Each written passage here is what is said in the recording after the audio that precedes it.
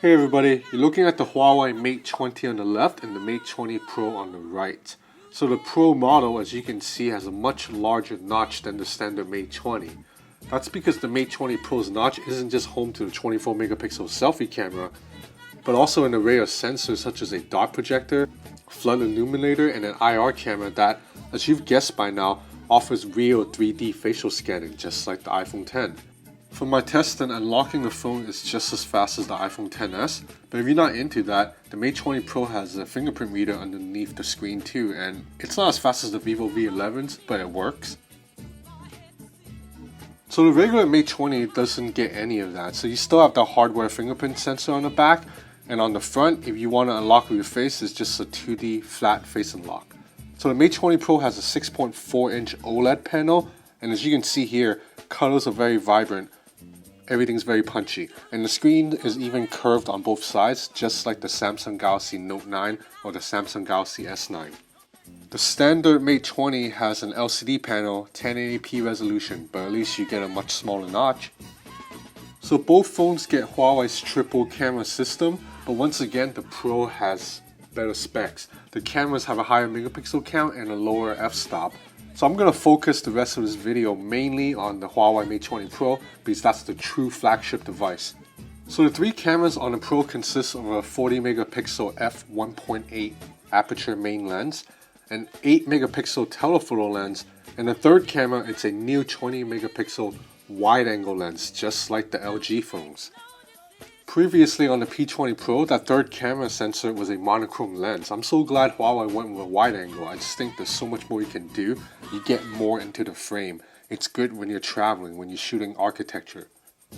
So I didn't get much time to test the camera, but Huawei has proven with the P20 Pro that it is one of the best camera makers in the game, and the Mate 20 Pro should keep that up. The phone can still recognize objects instantly, and the triple lens setup really offers multiple useful shooting perspectives without the photographer needing to move back and forth. So I also really like this new video shooting mode, which uses the phone's AI to detect human beings in the frame and then adjust the footage with these filters in real time. So you get different footage such as bokeh, or this one right here, which as you can see only lights up color in some humans while leaving the rest of the frame black and white. So this is inspired by Sin City, the movie or the comic. So all this is made possible because the Huawei Mate 20 phones run on Kirin 980, which is Huawei's own 7nm chipset. Now 7nm, it's a breakthrough in mobile chipset technology, and right now only Apple and Huawei have accomplished this. Qualcomm's Snapdragon and Samsung's Exynos are both behind. And of course, the Mate 20 Pro has all the other features that you'd expect from a 2018 flagship.